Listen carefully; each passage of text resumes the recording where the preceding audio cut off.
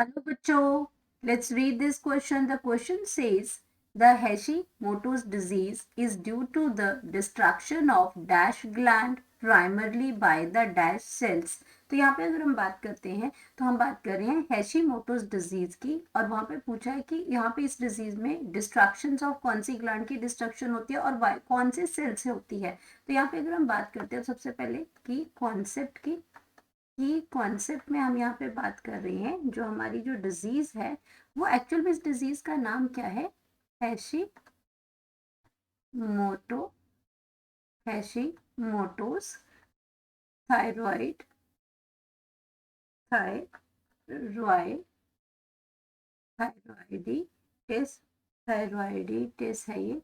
अब इसके नाम से हमें पता चल रहा है कि हैशीमोटो थायराइडिस में थायराइडाइटिस है, तो यानी कि यहाँ पे कहीं ना कहीं थायराइड ग्लैंड की यहाँ पे बात हो रही है।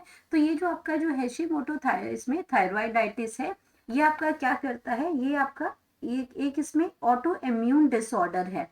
ये आपका क्या है, ये जो आपका जो डिजीज जो है, ये आपकी क्या है, डिजीज है। और ये डिजीज कैसी है, इज एन autoimmune डिसऑर्डर है, ऑटो इम्यून डिसऑर्डर है। ये अपने ही सेल अपने सेल्स को खा लेते हैं, तो ये ऑटो इम्यून डिसऑर्डर है। और इसमें इसके अंदर क्या करते हैं, द इम्यून सिस्टम,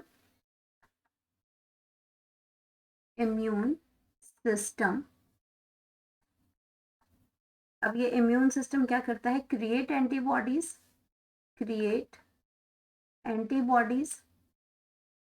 जो कि हमारे जो फॉरेन पार्टिकल्स होते हैं, एंटीजेंस होते हैं, उनके अगेंस्ट लड़ती हैं। Antibodies that attack thyroid cells, या जैसे जो that attack the thyroid glands. अब ये थायराइड ग्लैंड्स क्यों अटैक कर, थायराइड ग्लैंड पे क्यों अटैक करते हैं, कौन से सेल्स होती हैं, तो यहाँ पे आपका क्या करती हैं कि आपका जो जो सेल्स जो होते हैं वहां पे क्या करते हैं कि बहुत सारे जो व्हाइट ब्लड सेल्स होते हैं वो इकट्ठे होना शुरू हो जाते हैं इसके अंदर। तो इस डिजीज के अंदर अगर हम बात करते हैं पर्टिकुलरली, तो क्या होता है कि यहाँ पे इस डिजीज की वजह से this disease causes this disease causes disease causes large amount of white blood cells, white blood cells। तो ये क्या करते हैं, जो large amount of white blood cells से जो है, ब्लड सेल्स जो कि हमारा इम्यून सिस्टम का ही पार्ट होता है, यही वो ऐसे एंटीबॉडीज को प्रोड्यूस करते हैं जो थायराइड ग्लैंड को ही क्या करते हैं, नुकसान करना शुरू कर देते हैं। तो वाइट ब्लड सेल्स ही हैं हमारे, और ये क्या करते हैं, टू ये accumulate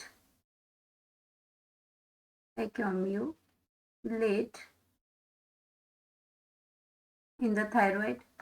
अब वहां पे थायराइड में ये इकट्ठे होंगे, उस थायराइड ग्लैंड को ये क्या करते हैं, नुकसान पहुंचाना शुरू करते हैं, और उसी से आपका थायरॉयडिज्म जो प्राइमरी जो कोज बनता है वो भी ये करता है।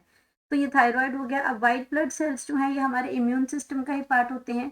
अब हमें पता है कि वाइट ब्लड सेल जो है वो इम्यून सिस्टम का ही पार्ट होते हैं, और जब ये बिल्ड करते हैं, and when they built up and when they built up, जब ये ज्यादा वहां पे बनना शुरू हो जाते हैं, तो ये आपके क्या कर देते हैं, damage the thyroid, they damage the thyroid. तो अब थायराइड क्या ग्लैंड है, damaged thyroid,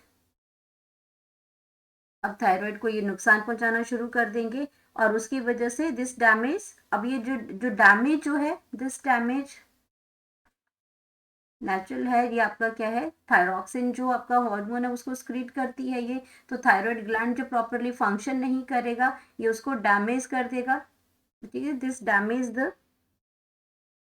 damage leave it unable to produce unable to produce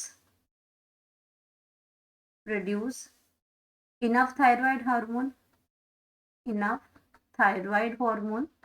अब थायराइड हार्मोन क्रिएट नहीं होगा उससे, थायराइड हार्मोन और उसकी वजह से आपका क्या हो जाएगा, a condition is known as, और उस कंडीशन को हम क्या कहते हैं, कंडीशन इज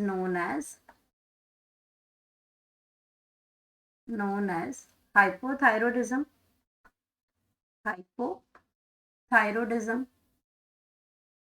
तो अब अगर हम अपने आंसर्स को देखते हैं यहाँ पे, तो हमारा आंसर क्या आ जाएगा, अगर करेक्ट आंसर की बात करते हैं तो यहाँ पे आपका ग्लैंड कौन सा आ जाएगा, थायराइड ग्लैंड हो जाएगा, और primarily by the white blood cells. तो ये हमारे करेक्ट आंसर हैं इसमें, करेक्ट आंसर जो दोनों फिलअप में भरे जाएंगे।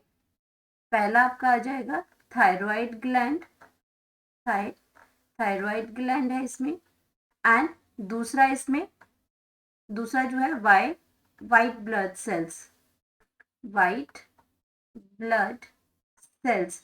तो ये फिलअप में आंसर भरे जाएंगे इसमें। Hope you understood it well, best of luck.